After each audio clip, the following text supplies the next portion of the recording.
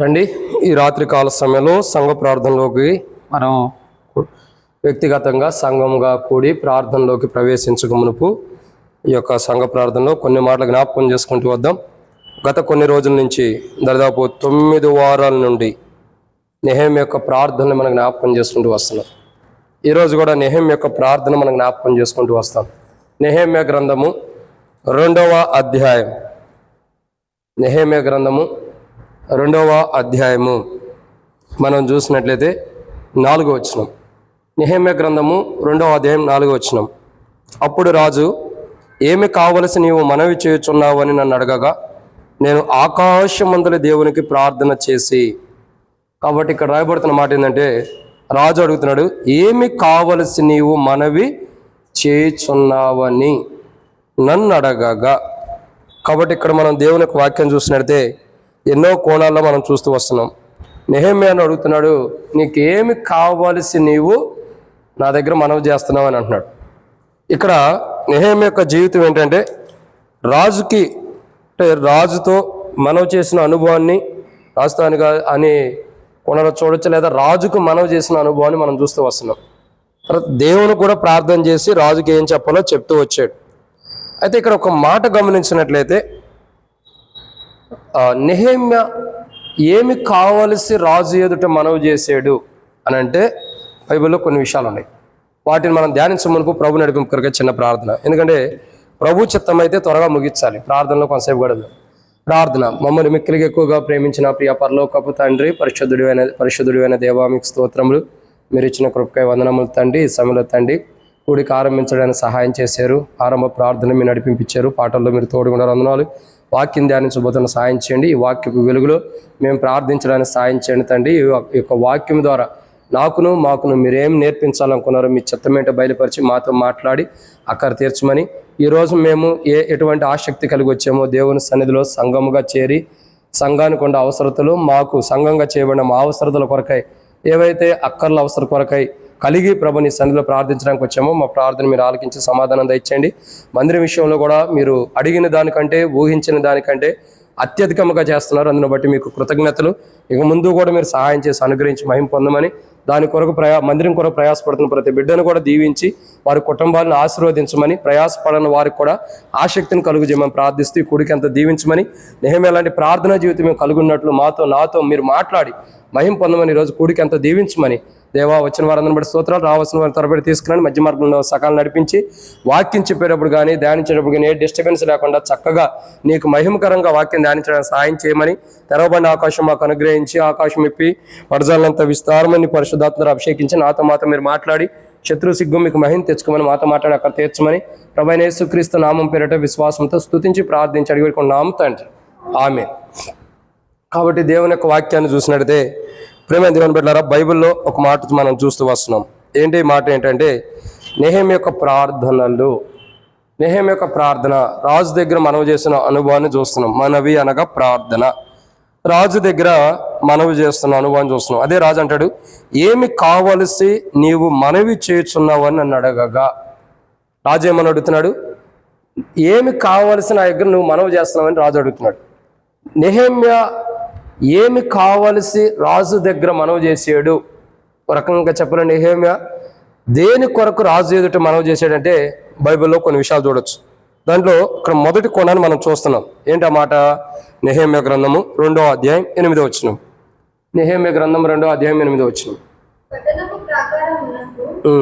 మందిరముతో సంబంధించిన కోట గుమ్మములను ప్రవేశింపబోవు ఇంటికిని మూలములు మ్రాణులను ఇచ్చినట్లుగా రాజుగారి అడవులను కాయు ఆసాపునకు ఒక తాకీదును ఇయ్యుడని అడిగితే.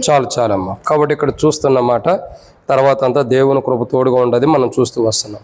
అయితే ఇక్కడ దేవుని యొక్క వాక్యాన్ని చూసినట్లయితే ఏమి కావలసి రాజు ఎదుట నెహెమ్యా ప్రార్థన చేశాడు అని అంటే, నెహెమ్యా మనవి చేశాడంటే, ఒక మాటలో ప్రార్థన అని చెప్పొచ్చు, మనవి.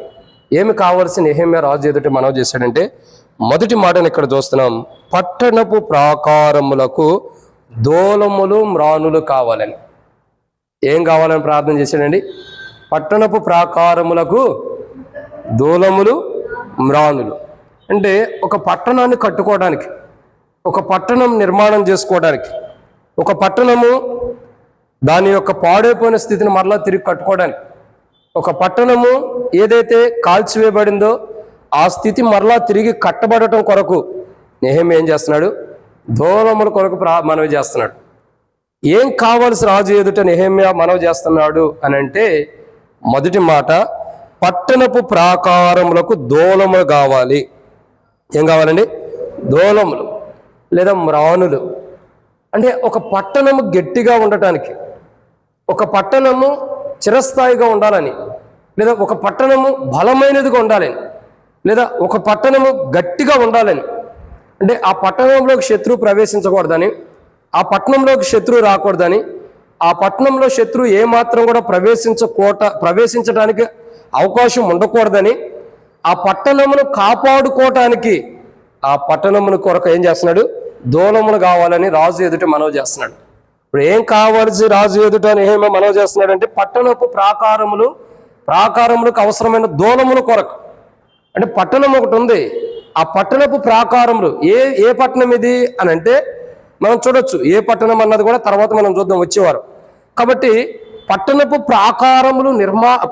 ప్రాకారములు ఏవైతే కాల్చబడినాయో, ఏవైతే కూల్చబడినాయో, ఆ పట్టణపు ప్రాకారాలు తిరిగి కట్టుకునేటప్పుడు వాటిల్లో నుండి మరలా శత్రువు ప్రవేశించి ఆ పట్టణాన్ని పాడు చేయకుండా ఉండటానికి, ఆ పట్టణాన్ని నాశనం చేయకుండా ఉండటానికి, ఆ పట్టణానికి ఏ కీడు రాకుండా ఉండటం కొరకై నెహెమ్యా ఏం చేస్తున్నాడు? పట్టణపు ప్రాకారములకు దూలములు మ్రానులు కావాలని దేవుని సన్నిధిలో మనవి చేస్తున్నాడు. నిజంగా అసలు నెహెమ్యా యొక్క ఆలోచన చూడండి. నిజంగా దేవుని ఆత్మ కలిగిన వాడు కాబట్టి ఆ పట్టణానికి అసలు వెళ్ళి చూడలా, కానీ ఆ పట్టణం గురించి విన్నాడు. ఆ పట్టణానికి ఏమవసరం వాటిని మొదటే సమకూర్చుని వెళ్తున్నాడు. నిజంగా ఇది గొప్ప ఆలోచన. ఇదే దేవుని మనసు కలిగిన వాడంటే ఇదే. మరి ఆ పట్టణాన్ని చూసాడా నెహెమ్యా వెళ్ళి? చూడలా. ఎవరో వచ్చారు యోధా దేశం నుండి, అయ్యా నీ పితరులు ఉండే పట్టణం, అయ్యా మన పట్టణాలన్నీ కూడా కాల్చివేయబడి కోల్చబడి అని చెప్పారు. అంటే అక్కడ అసలు ఎట్లా కాల్చివేయబడింది, ఏమి కాల్చివేయబడి, ఎలా కాల్చివేయబడింది అన్నది నెహెమ్యాకి తెలిసిన కొలది కొంతవరకే.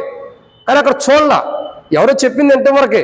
అయినా ఒక దృఢమైన విశ్వాసం, ఒక దృఢమైన నమ్మకంతో దేవుడు ఇది అక్కడ అవసరమైనదిగా ఉంచుతాడని నమ్మకంతో రాజు ఎదుట మనవి చేస్తున్నాడు. ఏమని? పట్టణపు ప్రాకారమునకును దూలములు మ్రానులు ఇచ్చినట్లుగా. నేను ఏ యొక్క పట్టణం అయితే నాకు ఉందో, లేదా ఏ పట్టణం నాకు ఉందో కదా, క్షమించండి, ఏ పట్టణం అయితే నేను వెళ్ళబోతున్నాను, ఏ పట్టణానికి అయితే వెళ్తున్నాను, ఏ పట్టణంలో అయితే నేను ఉండబోతున్నాను, ఆ పట్టణానికి దూలాలు అవసరం. ఎందుకంటే ఆ పట్టణంలోకి మరలా శత్రువు ప్రవేశించి ఆ పట్టణమును కాల్చివేయకోకుండా ఉండటానికి దూలాలు కావాలని అడుగుతున్నాడు. అంటే ఆ పట్టణము అంటే అర్థం ఏంటంటే నగరము అని అర్థం. నగర ప్రాకారాలు. పట్టణం అంటే ఏంటి? నగరం.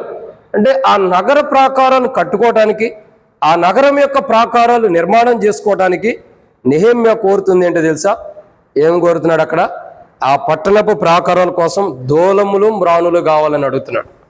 అంటే ఈరోజు మన ప్రార్థన కూడా ఏంటంటే, మందిరానికి ఏది అవసరమో దాని కొరకు మనం ప్రార్థించాలి. ఏం అడగాలి? మందిరానికి, ప్రభా ఇంకా నీ చిత్తం ఉంటే ప్రభా, నీ చిత్తం ఏంటో బయలుపరిచి ప్రభా అని ప్రార్థన చేయొద్దు. ఒకటే ప్రార్థన. ఏంటో ప్రార్థన? మొదటి చెప్పబడినట్లు ఏమని ప్రార్థించాలో? ప్రభా పట్టణము మేము ఏదైతే నెహెమ్యా పట్టణపు ప్రాకారాల కోసం మ్రానులు దూలములు కావాలని రాజు ఎదుటి మనవి చేశాడో, నెహెమ్యా ఏ రాజు ఎదుటి మనవి చేశాడో ఆ రాజు కంటే పరలోకపు రాజువైన నువ్వు గొప్పవాడి. కాబట్టి ఆ రాజే, ఒక అన్యుడైన రాజే దయ చూపించినప్పుడు, ఒక అన్యుడైన రాజే కనికరం చూపించినప్పుడు, ఒక అన్యుడైన రాజే దయ చూపించడానికి ఇష్టపడినప్పుడు అంతకంటే గొప్ప రాజు నువ్వు. కాబట్టి ఇప్పుడు నువ్వేం చేయాలా? మేము ఏదైతే ప్రభా పట్టణం అంటే దేవుని మందిరాన్ని కట్టుకుంటున్నా, లేదా దేవుని సన్నిధిని కట్టుకుంటున్నామో దానికి దూలములు ప్రాకారములు నువ్వు సమకూర్చు ప్రభా అని మనం ఏం చేయాలా? ప్రార్థించాలి. ఇది మొదటి మాట. కాబట్టి ఇక్కడ మనం చూస్తున్న మాట పట్టణపు ప్రాకారములు అంటే నగర ప్రాకారానికి వ్యాఖ్యానంలో రాసింది. నగర ప్రాకారములకు ఏం చేయాలా? మ్రానులు, చెప్పండి, మ్రానులు దూలములు. మ్రానులు దూలములు అవసరం. వాటి కొరకు నెహెమ్యా రాజు ఎదుటి మనం చేస్తున్నాడు. ఏం కావాల్సి రాజు ఎదుట నెహెమ్యా మనవి చేస్తున్నాడంటే తాను ఏ పట్టణానికి అయితే వెళ్తున్నాడో ఆ పట్టణానికి అవసరమైన దూలములు మ్రానుల కొరకు రాజు దయచేయాలని రాజు ఎదుట మనవి చేస్తున్నాడు. ఈరోజు మన ప్రార్థన కూడా అంటే నేను ఎందుకు ఈ మాట ధ్యానిస్తున్నామంటే ఒక అన్యుడైన రాజు అనుకోవచ్చు, ఒక రక్షణ లేనివాడు అనుకోవచ్చు, ఒక మారుమనసు లేనివాడు అనుకోవచ్చు. ఇలాంటి రాజే నెహెమ్యా స్థితిని అర్థం చేసుకుని నెహెమ్యా యొక్క పితరులున్న పట్టణమునకు నగరమునకు అవసరమైన మ్రానులు ఇవ్వటానికి ఇష్టపడినప్పుడు, అందుకే బైబిల్ అంటది కదా, మీరు చెడ్డవారయ్యుండి మన పిల్లలకి ఏమి ఇవ్వదలుచుకున్నాం, మనం చెడ్డవారమయ్యుండి మన పిల్లలకు మంచి ఊళ్ళు ఇవ్వటానికి ఇష్టపడతామట. మనమే చెడ్డవారు గుని మన పిల్లలకు మంచి ఊళ్ళు ఇవ్వడానికి ఇష్టపడినప్పుడు దేవుడు ఇంకెంత మంచివాడు అర్థం చేసుకోండి. మనం చెడ్డవారమే మంచి ఇవ్వడానికి ఇష్టపడినప్పుడు మంచివాడు ఇంకెంత మంచి ఇస్తాడు. అందుకే బైబిల్ అంటుంది కదా, నెహెమ్యా రాజు ఎదుటికెళ్ళి మనవి చేశాడు. రాజు ఏం చేశాడు, నెహెమ్యాకు అవసరమైన పట్టణానికి అవసరమైన దూలములు మ్రానులు నెహెమ్యా రాజు ఎదుట మనవి చేయడం ద్వారా నెహెమ్యాకు అనుగ్రహించమని. ఇక్కడ ఏమంటానంటే ఒక రాజే, నెహెమ్యా మనవి చేసిన రాజే రక్షణ లేనివాడు, మారుమనసు లేనివాడు, బాప్తిస్మ అనుభవం లేనివాడు, క్రైస్తవ జీవితంలో విశ్వాస జీవితాన్ని లేనివాడే ఇంత సహాయం చేసినప్పుడు ఒక మనను సృష్టించిన వాడు, మనకి నిర్మాణకుడైన వాడు, మనకు భర్త అయి ఉన్నవాడు, అవునా కదా, ఇంకా మనను పోషిస్తున్నవాడు, అడగకు మునిపే అక్కర్లెరిగిన వాడు, ఇంకా మనం చెడ్డవారమై ఉండి మంచి మన పిల్లలకి ఇస్తుంటే ఆయన మంచివాడు, నీతిమంతుడు, యథార్థవంతుడు, నిర్దోషి, నిష్కలంకుడు, పాపుల్లో చేరక ప్రత్యేకించబడిన వాడు, అంత ఘనమైన వాడై ఉండి ఆయన ఇంకెంత శ్రేష్టకరమైన ఈవులు మనకివ్వడు. అంటే ఒకటి అర్థం చేసుకోవాలి, మనమే మన పిల్లలకు మంచి ఇవ్వాలనుకున్నప్పుడు దేవుడు తన పిల్లలకు మంచిదేవుడా, అదే ఇక్కడ మనం గమనించాలి. అందుకే నెహెమ్యా నేనంట కదా, నెహెమ్యా ఏం కావాల్సి రాజు ఎదుటికి వెళ్ళి మనం చేసాడంటే పట్టణానికి అవసరమైన మ్రానులు ఇంకా దూలముల కొరకు మనవి చేశాడు. ఈరోజు మనం కూడా అంతే, నెహెమ్యా మనం చేస్తే ఒక రాజు అది చేసినప్పుడు మన పరలోకపు రాజు మనకు చేయడా, మన పరలోకపు రాజు మనకు చేయడా. మనమే చెడ్డోడం మంచి ఇస్తున్నాం, మరి మంచోడు ఇంకంతకంటే మంచిది ఇవ్వడా, చెడ్డోడే మంచి ఇవ్వడానికి ఇష్టపడినప్పుడు మంచోడు ఇంకంతకంటే మంచి ఇవ్వడా. ఖచ్చితంగా శ్రేష్టకరమైన దాన్ని దేవుడు ఇస్తాడు. నేను అనుకున్నా ఇవాళ చాలా వేదనతో ఆవేదనతో ఇంటికాడ పడుకున్నా. ఎందుకంటే ప్రభా సమయం దగ్గర పడుతుంది, అన్నమాట దగ్గర పడిపోతుంది, జూన్ 6వ తారీఖు దగ్గరికి వస్తుంది, మందిరం పనులు ఇంకా చాలా ఉన్నాయి. ఎట్లా ప్రభా మరి డెడికేషను, శ్యామను కూడా లేడు కట్టాల్సి, మరి ఆయన ఉంటే పనులు త్వరగా అయిపోతాయి, వెల్లింగ్ ఆయన లేడు ప్రభా ఎట్ట చేయాలి, మరి ఆయన వచ్చే లోపల ఎలా సమకూర్చాలనుకుంటే నేను పండుకొని లేచేసరికి నాకు ఒక ఫోన్ వచ్చింది. నేను లెగవలే, పూర్తిగా పండుకున్నాను, ఆ ఫోన్తో లెగిసా మధ్యాహ్న కాలం.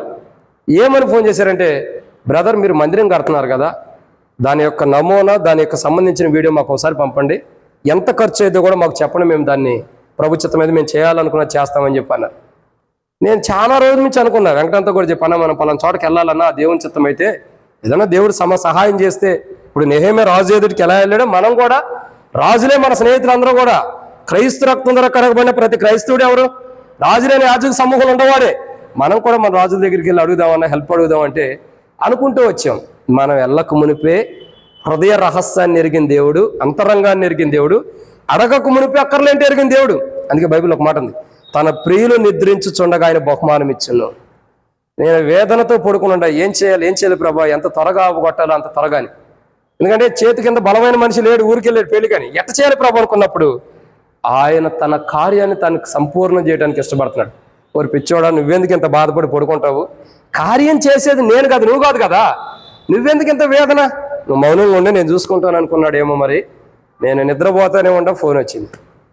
చాలా సంతోషం. ఎమ్మటే మందిరం కాడికి వెళ్ళి వీడియో మొత్తం తీసేసి మందిరం ఎట్లా ఉందో ఆ స్థలం, మనం పుట్టింగ్ లేసినవి కానీ, ఆ యొక్క సంపు కానీ, ప్లాస్టింగ్ చేసింది కానీ, మొత్తం అక్కడ మట్టి క్లీనింగ్ చేసింది, అసలు ఈచ్ అండ్ ఎవ్రీథింగ్, అక్కడ ఉన్న కంకర కానీ, డస్ట్ కానీ అన్నీ కూడా చుట్టుపక్కల అంతా కూడా వీడియో చేసి పంపించాను.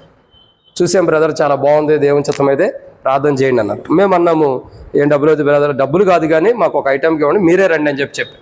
ప్రభు చిత్తం అయితే వాళ్ళు వస్తారు ఈ వారంలో. సరే, దేవుని వాక్యం ఎందుకు చెబుతానంటే, ఒక రాజు దగ్గరికి వెళ్ళి మనం మనవి చేస్తేనే నెహెమ్యా మనవి చేస్తే రక్షణ లేనివాడు ఇంత సహాయం చేస్తుంటే ఇంకా ఇంతకంటే శ్రేష్టకరమైన పరలోకపు రాజు మనం అడిగితే ఇంకెంత సహాయం చేయడు. అది ఈరోజు ఇంపార్టెంట్. పట్టణపు మ్రానుల కొరకు, దూలముల కొరకు నెహెమ్యా ప్రార్థించగా దూలాలకే మ్రాణులకే దేవుడు ఒక రాజు హృదయాన్ని ప్రేరేపించినప్పుడు సర్వోన్నతుడైన దేవుని స్థలము కొరకు దేవుడు ప్రేరేపించడం అనేకుల్ని ప్రేరేపించడా. మనం అది గమనించి ఏం చేయాలా? దేవుని సన్నిధి కొరకు నెహెమ్యాలాగా మాకు కూడా సహాయం చేయ ప్రభుని ఏం చేయాలా? ప్రార్థించాలి. ఇది మొదటి కోణం. రెండో కోణం చూద్దామండి. నెహెమ్యా గ్రంథము 2వ అధ్యాయం 8వ వచనం. నెహెమ్యా గ్రంథం 2వ అధ్యాయం 8వ వచనం.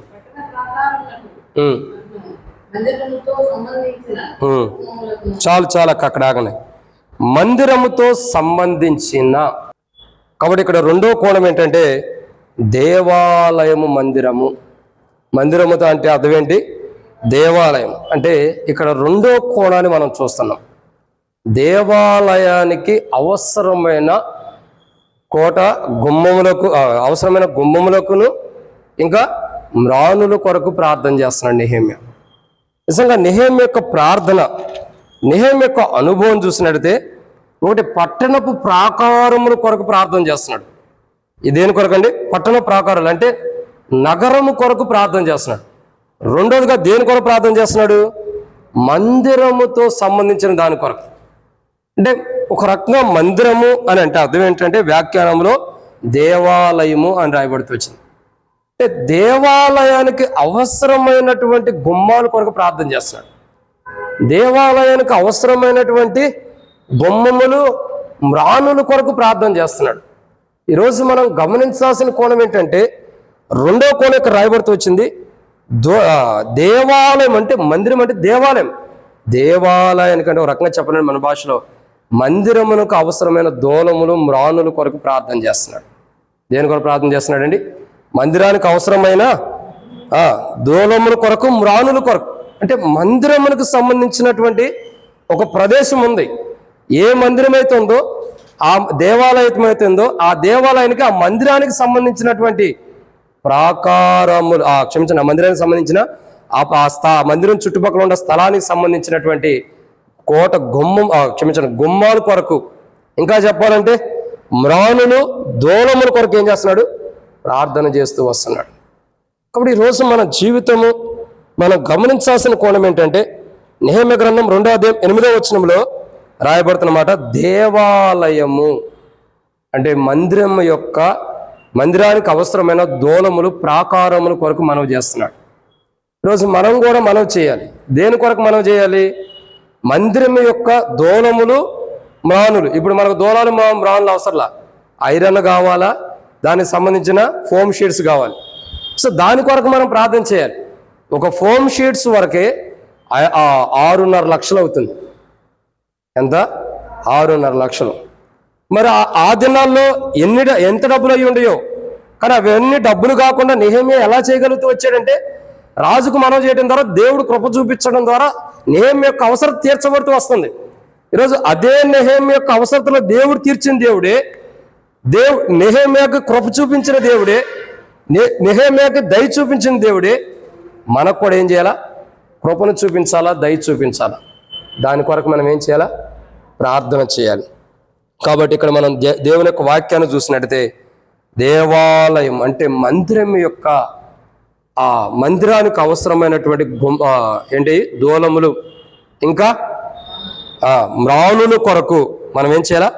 మనకంటే మ్రాణులు దూలములు అవసరం లేదు, కానీ ఐరన్, హోమ్ షీట్స్ కానీ రేకులు కానీ కావాలి. దాని కొరకు మనం ఏం చేయాలా? ప్రార్థన చేయాలి. అంటే నెహెమ్యా లాగా మనం కూడా మందిరానికి అవసరమైనటువంటి ప్రతి దాని కొరకు మనం ప్రార్థించినప్పుడు, మందిరములకు అవసరమైన ప్రతి వస్తువు కొరకు మనం ప్రార్థన చేసినప్పుడు, మందిరానికి ఏమేం కావాలో దాని కొరకు మనం చేసినప్పుడు ఖచ్చితంగా దేవుడు ఏం చేస్తాడు? మన అవసరతలు తీరుస్తాడు. కానీ ఇక్కడ నెహెమ్యా ఎలా మందిరం కొరకు ప్రార్థన చేశాడంటే విశ్వాసంగా నమ్మకంతో చేశాడు. ఎలా చేశాడు?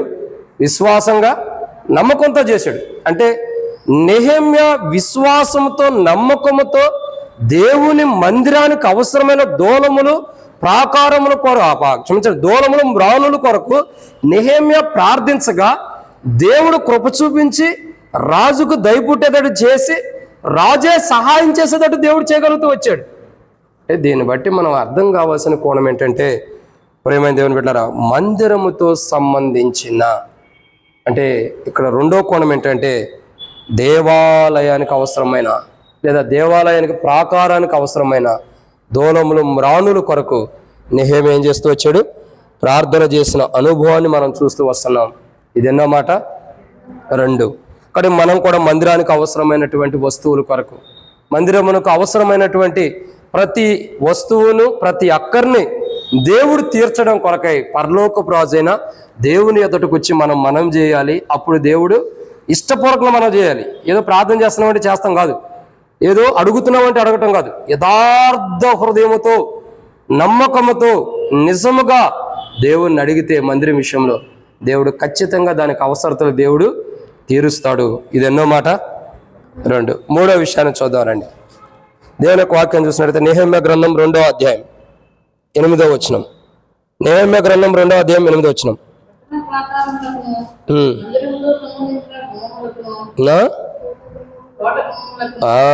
కోట గుమ్మములకు చాలక్క. కాబట్టి ఇక్కడ రాయబడుతున్న 3వ మాట, మొదటిగా ఏమి కావలసి రాజు ఎదుట నెహెమ్యా మనవి చేశాడంటే, 1 ఏం కావాలని? పట్టణపు ప్రాకారములకు మ్రానులు, దూలములు మ్రానులు అవసరమని. అంటే ఆ నెహెమ్యా ఏ నగరంలో అయితే ఏ నగరం అయితే ఆ నెహెమ్యా పితరుల్లో ఉండారో ఆ నగరానికి దూలములు మ్రానుల కొరకు. 2 దేని కొరకు? ఏం కావాల్సిన నెహెమ్యా రాజు ఎదుట మనవి చేశాడు?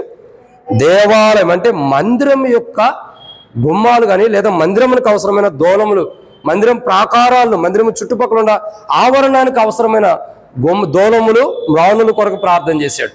ఇక 3వదిగా చూడగా మందిరముతో సంబంధించిన కోట గుమ్మములకు. దేనికండి? కోట గుమ్మములకును. అంటే ఒక మాటలో చెప్పాలంటే కోటగా ఉన్న గుమ్మాలు, అంటే కోట కూలిపోయింది. ఏదైతే మందిరానికి కోటగా ఉంటూ వచ్చిందో, కోట అంటే అర్థం ఏంటి? ప్రాకారములు కాదక్క. కోట అంటే ఒక అడ్డుగా ఉందని అర్థం. ఎవరు ప్రవేశించుకోకుండా అడ్డగించేదని అర్థం. ఎవరు ప్రవేశించుకోకుండా ఆపగలిగేదని అర్థం కోట అంటే. కోటను ఎవరైనా ఎక్కగలుగుతారా? త్వరపడి ఎక్కలేరు, ఎందుకంటే అంత హైట్లో ఉండిద్ది. అంటే ఒక రకంగా చెప్పాలంటే రక్షించే ప్రాకారం అని చెప్పొచ్చు. ఏమని చెప్పొచ్చు? రక్షించే ప్రాకారం. అంటే ఆ కోట గుమ్మములు అంటే రక్షించే గుమ్మాలు ఏవైతే ఉన్నాయో, దేవుని మందిరాన్ని రక్షించే గుమ్మాలు, అవి కాల్చబడినాయి, పడదోయబడినాయి. ఏమైనాయండి? అవి కాల్చబడినాయి, పడద్రోయబడినాయి. ఇప్పుడు ఆ గుమ్మాలు అంటే రక్షించే గుమ్మాల్ని తిరిగి మరలా నిలవబెట్టుకోవడానికి, తిరిగి కట్టుకోవడానికి నెహెమ్యా రాజు ఎదుట మనవి చేస్తున్నాడు. అంటే ఏ ప్రాకారాలు అయితే రక్షించే ప్రాకారాలు కాలిపోయినాయో, ఏ రక్షించే ప్రాకారాలు అయితే కూల్చబడినాయో, కాల్చిపోయబడినాయో, ఆ ప్రాకారాల్ని మరలా ఆ రక్షించగలిగిన ప్రాకారాల్ని తిరిగి కట్టుకోవడం కొరకు నెహెమ్యా ఏం చేశాడు? ప్రార్థన చేశాడు, మనవి చేశాడు, క్షమించండి, రాజు ఎదుట. ఇక్కడ ఈరోజు మనం కూడా ఏంటంటే కోట గుమ్మములు అంటే రక్షించేటటువంటి, అంటే దేవుని మందిరాన్ని కాపాడేటటువంటి, ఆ రక్షించేటటువంటి ప్రాకారముల కొరకు, ఆ వాటికి అవసరమైనటువంటి దూలముల కొరకు మనం ఏం చేయాలి?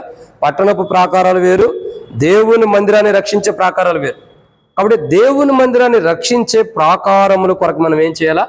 ప్రార్థించాలి. అంటే ఇక్కడ మనం గమనించాల్సిన కోణం ఏంటంటే, ప్రభా కోట గుమ్మముల కొరకు దూలములు, మ్రానులు నెహెమ్యాకి ఎలా ఇచ్చేవో, అంటే కోట గుమ్మములు అంటే ఏం చేయబడుతుంది? ప్రభా దేవుని యొక్క మందిరాన్ని, దేవుని యొక్క సన్నిధిని కాపాడి రక్షించేటటువంటి గుమ్మాలు అవి. అలాంటి గుమ్మాలు, రక్షించగలిగే గుమ్మాలు కాల్చివేయబడి పడద్రోయబడి, కాబట్టి వాటిని మరలా తిరిగి కట్టుకోవడానికి అవసరమైన మ్రానులు, దూలములు నెహెమ్యా అవసరమని ప్రార్థన చేస్తున్నాడు. అట్లాగే మేము కూడా ప్రార్థన చేస్తున్నాం, ప్రభా రక్షణ ఇవ్వగలిగినటువంటి దేవుని మందిరమునకు అవసరమైన, ఆ యొక్క ప్రాకారాలకు అవసరమైనటువంటి ప్రతి మ్రానులు, అంటే ప్రతి ఈవులు, ప్రతి అక్కర్లో కూడా నువ్వు నెహెమ్యాకి ఎలాగైతే రాజు ద్వారా సహాయం చేపించేవో, మాకు కూడా పరలోకపు రాజువైన నీవు ఆకాశపు వాక్యంలు విప్పి మాకు సహాయం చేయ ప్రభు అని దేవుని మందిరం కొరకు మనం ఏం చేయాలా? ప్రార్థించాలి. ఇది 3వ మాట. ఇక 4వ విషయాన్ని మనం చూద్దాం. నెహెమ్యా గ్రంథం 2వ అధ్యాయం 8వ వచనం. నెహెమ్యా గ్రంథం 2వ అధ్యాయం 8వ వచనం. పట్టణ ప్రాకారమున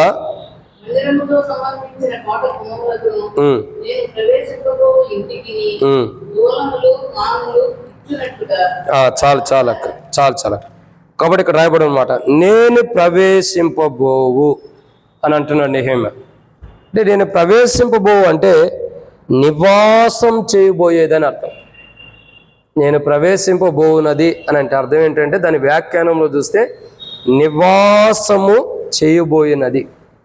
అంటే నివాసం చేయబోయే స్థలానికి, అంటే నెహెమ్యా ఏ ప్రాంతంలో అయితే నివాసం చేయబోతున్నాడో, నెహెమ్యా ఏ ప్రాంతంలో అయితే నివసించబోతున్నాడో ఆ ప్రాంతానికి అవసరమైన దూలములు మ్రానులు కొరకు రాజు ఎదుట ఏం చేశాడు, మనవి చేసినటువంటి అనుభవాన్ని చూస్తున్నాం.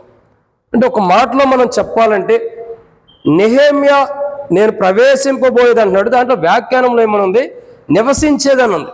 అంటే నెహెమ్యా నివసించే ప్రాంతం ఏదైతే ఉందో ఆ ప్రాంతానికి అవసరమైన దూలములు మ్రానుల కొరకు నెహెమ్యా రాజు ఎదుట మనవి చేసినటువంటి అనుభవాన్ని మనం చూస్తూ వస్తున్నాం. కాబట్టి దేవుని యొక్క వాక్యాన్ని చూసినట్లయితే ఇక్కడ రాయబడిన 4వ మాట నివాసం చేయబోయేది. అంటే నెహెమ్యా నివాసం చేయబోయే స్థలం, నెహెమ్యా నివసించబోయే స్థలం, నెహెమ్యా ఉండబోతున్న స్థలం, నెహెమ్యా నివసించడానికి ఇష్టపడినటువంటి స్థలంలో ఇప్పుడు ఏం చేయబడుతుందండి, ఏం చేయబడుతుంది, ప్రాకారం. నెహెమ్యా నివసించబోయే స్థలానికి ఏం కావాలా, దూలములు మ్రానులు అవసరం. అంటే తాను నివసించబోయే దాని కొరకు మ్రానులు దూలములు కావాలని నెహెమ్యా ప్రార్థన చేస్తూ వచ్చాడు.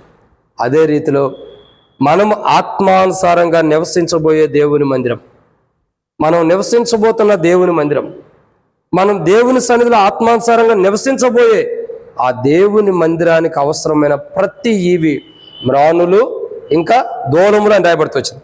అంటే ప్రతి ఈవుల్ని కూడా దేవుడు ఏం చేయాలా, మనకి నెహెమ్యాకు రాజు ఎలా సాయం చేస్తూ వచ్చాడో అలా దేవుడు మనకు ప్రతి విషయంలో కూడా తన కరుణాహస్తం కొలది, తన కృప కొలది మనకు దేవుడు సహాయం చేయడం కొరకు మనం ఏం చేయాలా, ప్రార్థించాలి. ప్రభా నెహెమ్యాకి నెహెమ్యాకి ప్రార్థించగా నెహెమ్యాకి ప్రార్థన విని రాజు సహాయం చేసేటట్టు చేయగలిగిన దేవుడి, చేసిన దేవుడి. దేవా నెహెమ్యా పట్టణ ప్రాకారాలు కట్టుకోవడానికి అవసరమైన గుమ్మములు దూలములు ఇప్పించిన దేవుడివి.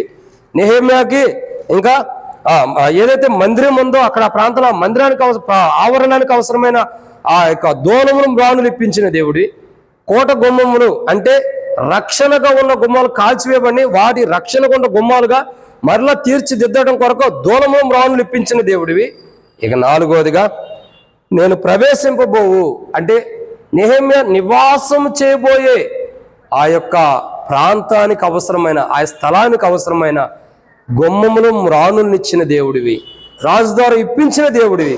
మాకు కూడా సహాయం చేయ ప్రభా, మందిరం విషయంలో నీ కృప, నీ సన్నిధి, నీ సహాయం మాకు అవసరమని చెప్పని మనం రాజు ఎదుట నెహెమ్యా మనవి చేసినట్లు దేవుని ఎదుట మనం ఏం చేయాలా, మనవి చేయాలి. ఇది ఎన్నో మాట, 4. ఇక 5వ విషయాన్ని చూద్దానండి. నెహెమ్యా గ్రంథం 2వ అధ్యాయం 8వ వచనం. నెహెమ్యా గ్రంథం 2వ అధ్యాయం 8వ వచనం. పట్టణ ప్రాకారమును మందిరముతో సంబంధించిన నేను ప్రవేశింపబోవు ఇంటికిని దూలము మ్రానులు ఇచ్చినట్లుగా రాజుగారి అడవులలో కాయు ఆసాపునకు. చాలమ్మా. కాబట్టి ఇక్కడ నెహెమ్యా ఏమంటున్నాడంటే నేను ప్రవేశింపబో ఇంటికి. ఒక ఇల్లు మానవుడికి ఏమిచ్చిద్దండి,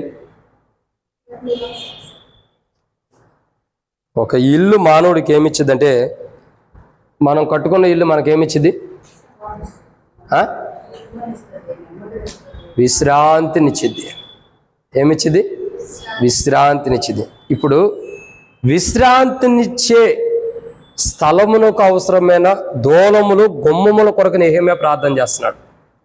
ఒక మనిషి బయలుదేరి ఎక్కడికైనా బయటికి వెళ్ళి పనిచేసి ప్రయాసపడి కష్టపడి ఉదయం నుండి రాత్రి వరకు కష్టపడి ప్రయాసపడిన తర్వాత రాత్రికి ఇంటికి ఎందుకు వస్తున్నాడు, తన కుటుంబం ఉంది, తన ఇంటి వారు ఉండారు, పిల్లలు ఉండారు, ఓకే. దాని తర్వాత ఇంటికి వచ్చి ఏం చేస్తున్నాడు, విశ్రాంతి తీసుకుంటాడు. ప్రతి మనిషి కూడా తన సొంతిల్లు కలిగిన వాడు చూడండి చక్కగా సంతోషంగా విశ్రాంతి తీసుకోరా.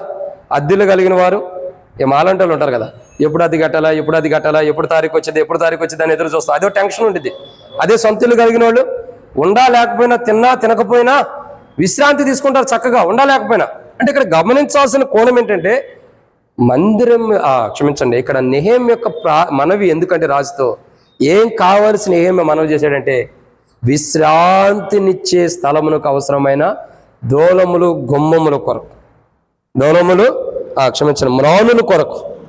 దూలములు కావాలా, మ్రానులు కావాలా. ఇల్లు అని అంటే అర్థం ఏంటి? మానవుడికి విశ్రాంతినిచ్చేది. అదే అంటాడు కదా, నేను యేసుక్రీస్తు ప్రభువు సెలవిస్తాడు యోహాను సువార్త 14వ అధ్యాయం మనం చూసినట్టు 2వ వచనంలో, నేను వెళ్ళి మీకు స్థలము సిద్ధపరిచిన యెడల నేనుండి స్థలంలో మీరు ఉండలాగా మరలా వచ్చి తీసుకెళ్తానంటాడు. ఇంకేమంటాడు 5-6 వచనాల్లో ఏమంటాడు? నేనే మార్గమును సత్యమును జీవమును, నా ద్వారా తప్పక ఎవడన్నా తండ్రి వద్దకు. అంటే అర్థం ఏంటి? తండ్రి వద్ద ఉన్న నివాస స్థలం. యేసు ప్రభువు మొదటే చెబుతాడు, నా తండ్రి అంటే అనేక నివాస స్థలములు కలవు. అంటే అనేకమైన గృహాలు నా తండ్రి ఇంట్లో ఉండయి, అది మీకు ఇస్తాను అంటున్నాడు. అంటే అర్థం ఏంటి? ఒకరోజు మనం ఏం చేయబోతున్నాం? ఈ లోకం విడిచిపెట్టిన తర్వాత తండ్రి ఇచ్చే, అంటే యేసు ప్రభువు ఇచ్చే ఆ నివాసం, అంటే ఆ యొక్క ఇంటిని మనం తీసుకున్నప్పుడు ఏం జరుగుతుంది? అక్కడ విశ్రాంతి ఉండేది. అందుకే బైబిల్ రాయబడుతూ వచ్చింది, పరిశుద్ధులు కానీ నీతిమంతులు కానీ ఎవరైనా సరే తమ ప్రయాసమును మాని విశ్రాంతిలోకి వెళ్ళారని బైబిల్లో రాయబడుతూ వచ్చింది. ఏం చేశారు? తమ ప్రయాసాన్ని మాని విశ్రాంతిలోకి వెళ్ళారంట. అంటే ఈ కారణం ఏంటి? ప్రయాసమును మాని విశ్రాంతిలోకి వెళ్ళారంటే అర్థం ఏంటంటే వారి యొక్క ప్రయాస పడతలేదు, వారు కష్టపడేది లేదు, క్షమించండి వాడు కాదు, వారు ప్రయాసపడే అనుభవం లేదు, వారు కష్టపడాల్సినంత అనుభవం లేదు. ఎందుకంటే వారికి విశ్రాంతి. కాబట్టి నెహెమ్యా యొక్క ప్రార్థన, నెహెమ్యా యొక్క మనవి దేని కొరకంటే రాజు ఎదుట ఏమి కావాల్సి, రాజు ఎదుట నెహెమ్యా మనవి చేశాడంటే ఏం కావాల్సి? విశ్రాంతి కావాలని కాదు, విశ్రాంతినిచ్చే స్థలానికి అవసరమైన మ్రానులు దూలముల కొరకు. విశ్రాంతినిచ్చే స్థలమునకు అవసరమైన మ్రానులు దూలముల కొరకు. మనం కూడా పాట పాడతాం కదా, విశ్రాంతినిచ్చాడు దేవా. ఇంకా ఏమైతే గుర్తుండదులే, శ్రమలలో చూడుమయ్యా నా శ్రమలన్నీ తీసేయని మనం పాట పాడుతూ వస్తాం. కాబట్టి ఇక్కడ మనం దేవుని యొక్క వాక్యాన్ని చూసినట్టే ఎన్నో మాట ఇది 5వదిగా దేవుని యొక్క వాక్యం మనకు చెప్పబడుతున్న మాట ఏమని రాయబడుతూ వచ్చిందంటే నెహెమ్యా గ్రంథం 2వ అధ్యాయం 8వ వచనం ప్రకారం ఇంటికి ఏం కావాలా? దూలమును మ్రానులు ఇచ్చినట్లుగా. అంటే దూలమును మ్రానులు అంటే అవసరమైనవి, విశ్రాంతినిచ్చే స్థలానికి అవసరమైన మ్రానులు దూలాలను కావాలని నెహెమ్యా రాజు ఎదుట మనవి చేస్తున్నాడు. మనకి విశ్రాంతినిచ్చేది ఏంటంటే దేవుని మందిరం. అందుకంటాడు కదా దేవుడు, ఏమంటాడు ప్రభు? మత్తయి సువార్త 11వ అధ్యాయం 28 వచ్చిన అంటాడు, ప్రయాసపడి భారం మోస్తున్న సమస్త జనులారా నా యొద్దకు రండి, నేను మీకు విశ్రాంతిని కలుగు చేస్తానని అంటున్నాడు. అంటే ఆయన విశ్రాంతినిచ్చేవాడు. నెహెమ్యా కూడా విశ్రాంతినిచ్చే స్థలానికి అవసరమైన దూలములు మ్రానులు కొరకు ప్రార్థన చేశాడు. యేసు ప్రభువు చెప్పేది అదే, విశ్రాంతి నాయకులు అంటున్నాడు. అందుకే మనం కోరుకునేది ఏంటంటే చాలా చోట్ల కొంతమంది మందిరాలకి ప్రార్థన చేస్తారు. ప్రార్థన చేయటం కాదు, మందిరానికి పేరు పెడతారు. ఏంటంటే యేసుక్రీస్తు ప్రార్థనా మందిరం అని పేరు పెడతారు. ఏమని? యేసుక్రీస్తు ప్రార్థనా మందిరం. అంటే ఇక్కడ మనం గమనించాల్సిన కోణం ఏంటంటే విశ్రాంతినిచ్చే ప్రభు. విశ్రాంతిని ఎక్కడిస్తున్నాడు? ఆయన సన్నిధిలో ఆయన విశ్రాంతినిస్తాడు. ఆయన సన్నిధి అంటే ఏంటి? దేవుని మందిరం. ఏంటి? దేవుని సన్నిధి, దేవుని మందిరం అంటే విశ్రాంతి. మనం ఈ లోకంలో ఎంతో ప్రయాసపడి అవమానాలు, నిందలు, బాధలు, దుఃఖాలు, కష్టాలు, వేదనలు కుమిలిపోయి, నలిగిపోయి, వేధించబడి, బాధపరచబడి, దుఃఖించబడి, విశ్రాంతి లేక మానసికమైన వేదనతో మనము దేవుని మందిరానికి వెళ్తే గొప్ప నెమ్మది, సంతోషము, ఆనందము ఎంత గొప్పగా ఉంటుంది. అంటే అదంతా కూడా ఏంటి? ఆ దేవుని మందిరానికి వెళ్తున్న తర్వాత విశ్రాంతి వస్తుంది. ఇవన్నీ పోతున్నాయి. అంటే ఒక మనిషి ప్రయాసపడి కష్టపడి ఉదయం నుండి సాయంత్రం వరకు పనిచేసి ఇంటికి వచ్చి చక్కగా స్నానం చేసి ఒక ముద్ద భోంచేసి పడుకుంటే ఎంత విశ్రాంతిగా ఉండిద్దో, ఈ లోకంలో కష్టపడి లోక శత్రు కార్యాలన్నిటిని కూడా జయించుకుంటూ అలిసిపోయినటువంటి మానవుడు దేవుని మందిరానికి వచ్చినప్పుడు దేవుడు ఆ మానవుడికి ఏమిస్తున్నాడు? దేవుని మందిరంలో విశ్రాంతినిస్తున్నాడు. అంటే ఇప్పుడు విశ్రాంతినిచ్చే స్థలమునకు అవసరమైన మ్రానులు దూలముల కొరకు నెహెమ్యా ప్రార్థన చేశాడు. ఆ పట్టణము దేవుని మందిరాన్ని సూచిస్తుంది. ఇంకా అక్కడ మందిరం, దేవాలయము దేవుని మందిరాన్ని సూచిస్తుంది. కోట గుమ్మములు దేవుని మందిరానికే సంబంధించినవి.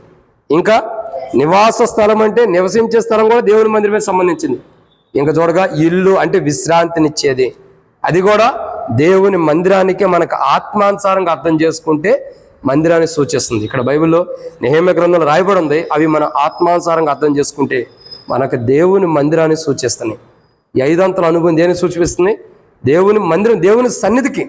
కాబట్టి దేవుని మందిరానికి, దేవుని సన్నిధికి అవసరమైన మ్రాణుల కొరకు, వాటి కొరకు కావలసిన మ్రాణులు, దూలముల కొరకు నెహెమ్యా ప్రార్థన చేస్తూ వచ్చాడు. అదే రీతిలో మనం కూడా ప్రభా పట్టణములకు ప్రాకారముల కొరకు, అంటే నగర ప్రాకారముల కొరకు, దేవాలయం యొక్క ఆ మందిరం యొక్క ఆవరణంలో ఆ యొక్క ప్రాంతానికి సంబంధించిన చుట్టుపక్కల ఉన్న ప్రాంతానికి అవసరమైన అదే ఏమిటి నగరానికి, పట్టణానికి అవసరమైన దూలములు, మ్రాణుల కొరకు. రెండవదిగా దేవాలయం అంటే దేవుని మందిరం, అంటే దేవాలయం ఆవరణములో ఉండ అవసరమైనటువంటి దూలములు, మ్రాణుల కొరకు. మూడవదిగా కోట గుమ్మములు, అంటే రక్షణగా ఉన్నటువంటి గుమ్మములు, ఆ యొక్క గుమ్మములకు అవసరమైన మ్రాణులు, దూలముల కొరకు. ఇంకా నేను ప్రవేశింపబోయేది, అంటే నేను నివసించే స్థలానికి అవసరమైన మ్రాణులు, దూలములు. ఇంకా చూడగా ఇల్లు, ఇంటికి అంటే విశ్రాంతినిచ్చే స్థలానికి అవసరమైన గుమ్మములు, క్షమించండి, మ్రాణులు, దూలములు కొరకు ప్రభువా నాకు అవసరము, ఇది నాకు సహాయం చేయమని రాజు ఎదుటికి వెళ్ళి నెహెమ్యా మనవి చేశాడు. 5 అంతల అనుభవముతో కూడిన ప్రాంతాలకి అవసరమైనటువంటి గుమ్మము, క్షమించండి, మ్రాణుల కొరకు ఇంకా దూలముల కొరకు నెహెమ్యా వెళ్ళి ప్రార్థించగా రాజు ఎదుట రాజు ఏం చేశాడు? ఇక్కడ చూడండి, 8వ వచనం చదవండి. నెహెమ్యా గ్రంథం 2వ అధ్యాయం 8వ వచనం.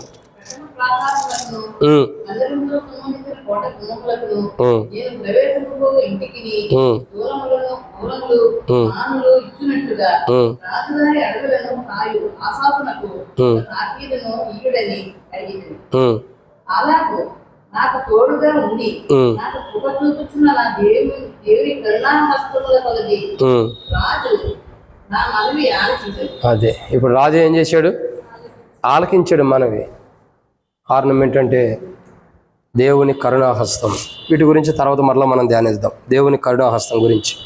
కాబట్టి ఇక్కడ మనవి చేయగా రాజు ఆలకించాడంట. ఏమని మనవి చేశాడు? ఏమి కావలసి రాజు ఎదుట నెహెమ్యా మనవి చేశాడంటే పట్టణపు ప్రాకారాలకు అవసరమైన మ్రాణులు, దూలముల కొరకు. 2 మందిరము ఆవరణము చుట్టూ ఉన్నటువంటి అవసరమైనటువంటి ప్రాంతానికి అవసరమైన మ్రాణులు, దూలముల కొరకు. 3 కోట గుమ్మములు, అంటే రక్షణగా ఉన్నటువంటి ఆ యొక్క కోట గుమ్మములకు అవసరమైన మ్రాణులు, దూలముల కొరకు. 4 నేను ప్రవేశింపబోయేది, అంటే నివసించే స్థలానికి అవసరమైన మ్రాణులు, దూలముల కొరకు. ఇక 5వదిగా ఇంటికి, అంటే విశ్రాంతినిచ్చే స్థలానికి అవసరమైన మ్రాణులు, దూలములు కావాలని నెహెమ్యా రాజు ఎదుట మనవి చేశాడు. ఈ యొక్క 5 అంతల అనుభవం కలిగినటువంటి స్థలాలకు కానీ ప్రాంతాలకు కానీ అవసరమైన మ్రాణుల కొరకు, దూలముల కొరకు నెహెమ్యా ప్రార్థించగా దేవుడు అతని ప్రార్థన విని ఏం చేశాడు? దేవుడు అతని ప్రార్థన విని ఎమ్మటే రాజు ఎదుట మనవి చేసినప్పుడు రాజుకి ఇవ్వాలన్న మనసును పుట్టించాడు. ఏం పుట్టించాడండి? మనసు. అందుకే యెషయా గ్రంథం రాయబడుతూ వచ్చింది, నేను వారిలో నేను వారిలో కాదు అతనిలో ఒక నూతనాత్మను పుట్టిస్తానని ఉంది. యెషయా గ్రంథం 37వ అధ్యాయం ఇంటికి వెళ్ళిన తర్వాత చదవండి. నేను అతనిలో ఒక నూతనాత్మను పుట్టిస్తానన్నాడు. ఎవరి గురించి చెప్పాడు? చెప్పండి, నేనే చెప్పాలా? వాక్యం చదివితే మనకి తెలిసిద్ది ఎవరి గురించి చెప్పాడు, ఎవరి గురించి చెప్పలేదు అన్నది. వాక్యం చదవట్లేదు మీరు ఇంటికాడ, కాబట్టి ఏంటి మనకి అర్థం కాదు ఇక దాని గురించి. వాక్యం చదివితేనే ఇంటికాడ బైబిల్ చదువుతున్నారు లేదన్నది ఇప్పుడు అర్థమైంది. అడిగే ప్రశ్న సమాధానం రావట్లేదంటే అర్థం ఏంటి? ఇంటికాడ సరిగ్గా బైబిల్ చదవట్లేదని అర్థం. నిజంగా కరెక్ట్గా బైబిల్ చదివితే అడిగే సమాధానాలు వస్తాయి. ఒకసారి మనం చెబుతాం, నేను ఎన్నోసార్లు బైబిల్ చదివాను బ్రదర్ అంటాం. ఎన్నిసార్లు చదివినా చెప్పిన వాక్యం గుర్తులేనప్పుడు ఇంకెందుకు? అడిగే ఇవి ఇంపార్టెంట్ వచనాలు ఇవి. ఇలాంటివి కూడా గుర్తు లేకపోతే ఇంకెందుకు? ఎన్నిసార్లు బైబిల్ చదివిన ప్రయోజనం ఏముంది? యెషయా గ్రంథం 37వ అధ్యాయం 7వ వచనం. యెషయా గ్రంథం 37వ అధ్యాయం 7వ వచనం. అతనిలో ఒక ఆత్మను పుట్టింతును వదలికి విని తన దేశమునకు వెళ్ళిపోవును. అతని దేశమందు ఖడ్గము చేత అతనిని చేయుదురు. ఎవరిలో ఒక నూతన ఆత్మను పుట్టిస్తున్నాడు? ఏ రాజు? ఏ రాజులో నూతన ఆత్మను పుట్టిస్తున్నాడంటే నెహెమ్యా దగ్గర ఉన్న రాజును కాదండి, అష్షూరు రాజుకి. ఏ రాజు? అష్షూరు రాజుకి ఒక నూతన ఆత్మని దేవుడు పుట్టిస్తున్నాడు. అంటే దేవుని సన్నిధిని నాశనం చేయాలని, దేవుని బిడ్డలు నాశనం చేయాలని, దేవుని యొక్క ప్రాకారాలు నాశనం చేయాలని, దేవుని సన్నిధిని పాడు చేయాలని ఆలోచన కలిగిన అష్షూరు రాజుకి దేవుడు ఏం చేశాడు? ఒక నూతన ఆత్మను పుట్టించాడు. ఏమయ్యా, నా యొక్క సన్నిధి కానీ, నా ప్రజలను కానీ, నా మందిరాన్ని కానీ నువ్వు పాడు చేయాలనుకుంటావా? నువ్వే పాటి వాడివని ఏం చేశాడు? ఒక నూతన ఆత్మను పుట్టించాడు. ఈ నూతన ఆత్మను పుట్టించడం ద్వారా ఈ తర్వాత ఏం జరిగిందన్నది మీరు 37వ అధ్యాయం ఇంటికి వెళ్ళిన తర్వాత చదవండి, మీకు అర్థమైంది. కాబట్టి చాలా వదంతి వచ్చింది, గొప్ప వదంతి జరుగుతూ వచ్చింది. ఆ వదంతితో ఏమైంది? అష్షూరు రాజు పరిగెట్టుకుంటూ వెళ్ళిపోయాడు ఇంటికి. ఎక్కడికి వెళ్ళాడండి? వెళ్ళిపోవాల్సిన ప్రాంతానికి వెళ్ళిపోతున్నాడు. ఎందుకంటే ఇది దేవుని కార్యము. దేవుడు సర్వశక్తిమంతుడు, ప్రార్థన ఆలకించేవాడని ఇక్కడ అర్థం. ఒక వ్యక్తి కష్టాల్లో, బాధల్లో, దుఃఖాల్లో ఉన్నప్పుడు ఆ వ్యక్తి యొక్క మనవిని దేవుడు ఆలకిస్తాడు. ఆ వ్యక్తి పక్షాన దేవుడుండి ఏం చేస్తాడు? కార్యం జరిగిస్తాడు, యుద్ధాన్ని జరిగించే దేవుడు అని అర్థం. కాబట్టి ఇక్కడ అష్షూరు రాజులో నూతన ఆత్మను పుట్టించినట్లు ఇక్కడ అష్షూరు రాజు ఏమో దేవుని ప్రజలను కీడు చేయాలని, నష్టం చేయడానికి వస్తున్నాడు. అతను తిరిగి వెళ్ళిపోవడానికి నూతన ఆత్మను పుట్టించవచ్చు. కానీ నెహెమ్యా దగ్గర ఉన్న రాజుకి దేవుడు ఎందుకు నూతన ఆత్మను పుట్టించాడంటే అక్కడ కారణం ఒకటే, దేవుని మందిరానికి కానీ, పట్టణ ప్రాకారాలకు కానీ, విశ్రాంతినిచ్చే స్థలం కానీ, నెహెమ్యా నివసించే ప్రాంతానికి కానీ, ఇంకా ఆ కోట గుమ్మలు రక్షణగా ఉన్నటువంటి గుమ్మాలకు కానీ అవసరమైన మ్రానులు, దూలములు ఇవ్వటం కొరకు అతనిలో ఏం చేశాడు? ఒక నూతన ఆత్మను పుట్టించాడు. ఏం పుట్టించాడండి? నూతన ఆత్మని. ఈరోజు మనం ఎందుకు ప్రార్థన చేయాలంటే ఇదే, మందిరం విషయంలో దేవుడు అనేకులకు నూతన ఆత్మను పుట్టించడం కొరకు ప్రార్థన చేయాలి. దేవుని కొరకు, దేని కొరకు? నూతన ఆత్మని. అంటే ఇప్పుడు మేము ఏదైనా మందిరం విషయంలో ఎక్కడికైనా వెళ్ళి ఏదైనా హెల్ప్ కోరుకున్నా, ఏదైనా సహాయం కోరుకుంటున్నా వాళ్ళు ఇవ్వననేటట్టు ఉండకూడదు. ఏం చేయాలా? ఆకాశపు వాక్యలు విప్పి దేవుడు వారి ద్వారా సహాయము చేయించేటట్టుగా మనం ఏం చేయాలా? ప్రార్థన చేయాలి. ప్రార్థన చేసినప్పుడు ఏం చేస్తాడు? మనం ఎక్కడికైతే ప్రవేశిస్తున్నామో వారిలో ఒక నూతన ఆత్మని దేవుడు పుట్టిస్తాడు. అప్పుడు ఒకవేళ వాళ్ళు అడ్డగించాలన్నా, వాళ్ళు ఆటంకపరచాలన్నా, వాళ్ళు కాదనుకున్నా వారిలో ఒక నూతన ఆత్మ వచ్చింది. ఈ నూతన ఆత్మే మనకు రానున్న దినాల్లో అవసరం. దేవుని మందిరాన్ని కట్టిస్తున్నాం, ఎంత పర్మిషన్లు ఉండా, ఎన్ని జాగ్రత్తలు తీసుకున్నా, చూడండి ఎంత జాగ్రత్త తీసుకుని మందిరాలు కట్టించినా మందిరాల్లోకి వెళ్ళి ఇప్పుడు గొడవలు చేసేవాళ్ళు ఎంతమంది లేరు? ఎంతమంది అన్నిలో వచ్చి దేవుని మందిరంలోకి వచ్చి గొడవలు చేయట్లా, కొట్లాటలు పెడతలా. సికింద్రాబాద్లో వీబీఎస్ జరుగుతుంటే డైరెక్ట్ వీబీఎస్ జరిగే మందిరంలోకి వెళ్ళి కొట్లాటలు, గొడవలు చేసి పిల్లలందరినీ చల్లాచెదురు చేస్తూ వచ్చారు. ఆ మందిరానికి పర్మిషన్ లేదా? ఆ మందిరానికి అన్ని హక్కులు లేవా? అసలు ఎప్పటి నుంచో ఉన్న ఆ మందిరం, అయినా ఎందుకు చేస్తూ వచ్చారు? ఈ రోజుల్లో పర్మిషన్తో సంబంధం లేదు. మనోళ్ళు ఏమంటారంటే మందిరానికి పర్మిషన్ ఉందా అంటారు. అసలు పరలోకపు దేవుడే పర్మిషన్ ఇస్తే ఇంకా మనుషులు ఇవ్వాల్సిన పర్మిషన్ ఏంటి?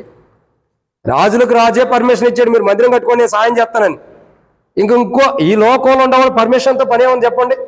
ఏదో నామకే వాస్తే యేసు ప్రభువు వారు ఈ లోకంలో నివసించినప్పుడు ఏ రీతిలో అయితే పన్ను చెల్లించిన విధానం అక్కడ కనబడుతుందో, చేప నోట్లో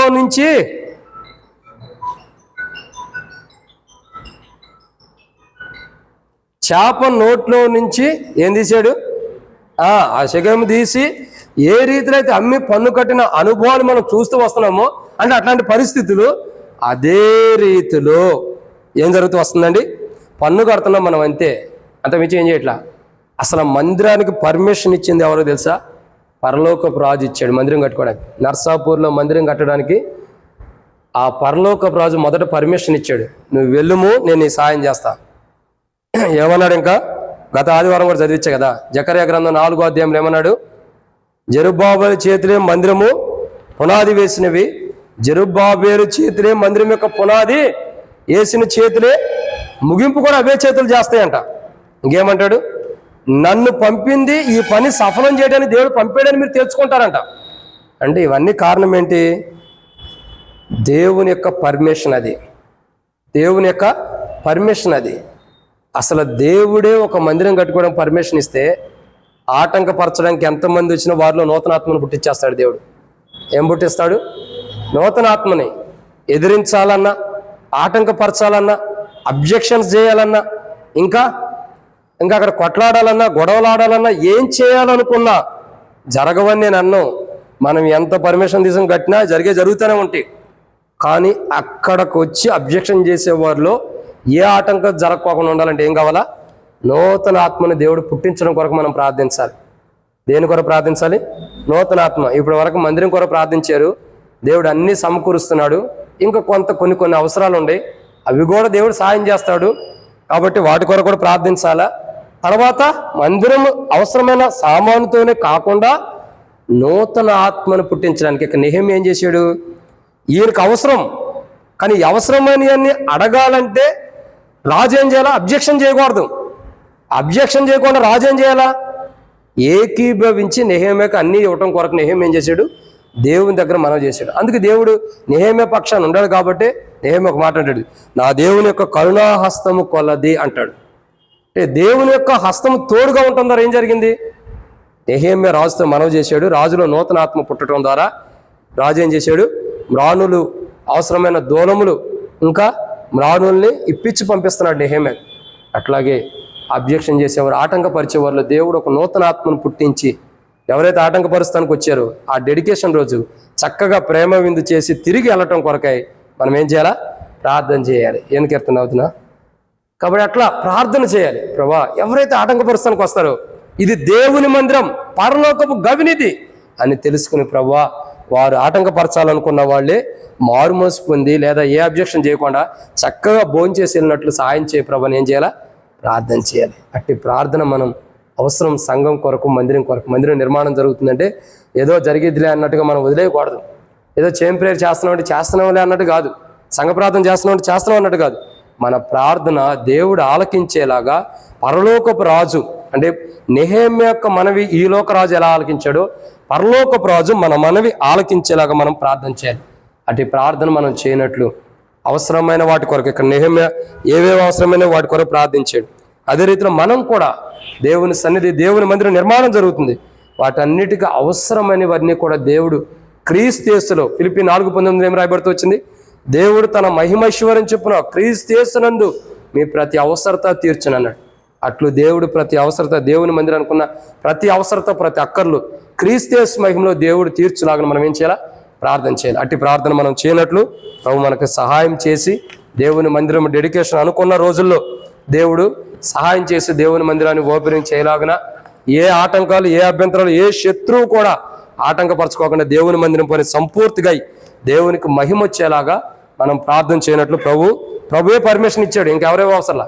ఆ పర్మిషన్ ఇచ్చినందుకై దేవునికి వందనాలు చెల్లిస్తూ దేవుడు గొప్ప కార్యం జరిగించి మందిరం పని సంపూర్తి చేయలాగున దేవుని సంఘము కూడా అదే రీతిలో దేవుడు కట్టి సంఘంలో కూడా విశ్రాంతి, నెమ్మది, క్షేమము, సమాధానాన్ని దేవుడు అనుగ్రహించలాగన ప్రార్థన చేయండి. అటు ప్రార్థన ప్రభు సాయం చేయనట్లు ప్రభు మనం చేసే ప్రార్థన ఆలకించి సమాధానం ఇచ్చినట్లు దేవుని కృప, దేవుని యొక్క కరుణాహస్తం మనందరికీ తోడైనను గాక. ఆమేన్. ప్రార్థనలో ప్రవేశిద్దాం. ప్రకటనలు జ్ఞాపకం చేసుకోనండి. మొదట ప్రకటనలు చెప్పబడిన రీతిలో ప్రార్థన చేయండి. గంటల తరబడి చేయొద్దు. ఇది సంఘ ప్రార్థన. సంఘ ప్రార్థన అంటే సంఘానికి అవసరమైనవి, మందిరానికి అవసరమైనవి ప్రార్థించాలి.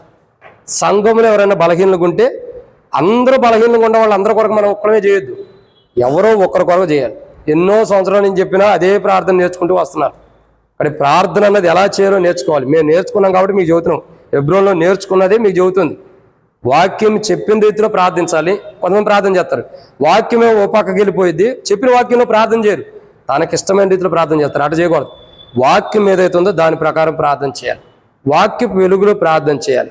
తర్వాత ఆ వాక్య వెలుగు మన జీవితాన్ని సరి చేసుకుని తర్వాత మందిరానికి కానీ సంఘానికి కానీ చెప్పబడిన వాక్య వెలుగులో ఏమైతే అవసరం ఉండయో దేవుడు అవి తీర్చులాగాను కూడా మనం ప్రార్థన చేయాలి. అటు ప్రార్థన మనం చేయడం నేర్చుకోవాలి. అట్లాగే దేవుని మందిరం కొరకు ప్రార్థించండి. మందిరం పనులు జరుగుతున్నాయి. ఇప్పటికే దేవుడు ఎంతగానో సహాయం చేశాడు. దేవుని కృపను బట్టి మట్టి దోలుకున్న సంపులు వేసే ఆ డ్రైనేజ్ కానీ వాటర్ సంపు కానీ క్లీన్ చేయబడుతూ వచ్చింది. మొత్తం ప్లాస్టింగ్లు కూడా అయిపోయినాయి. తర్వాత పుట్టింగ్లు కూడా వేయబడుతూ వచ్చినాయి. దేవునికి వందనాలు. ప్రభు చిత్తమైతే రేపు ఆ మట్టి మొత్తం ఒక లెవెల్లో తీసుకురాబడుతుంది.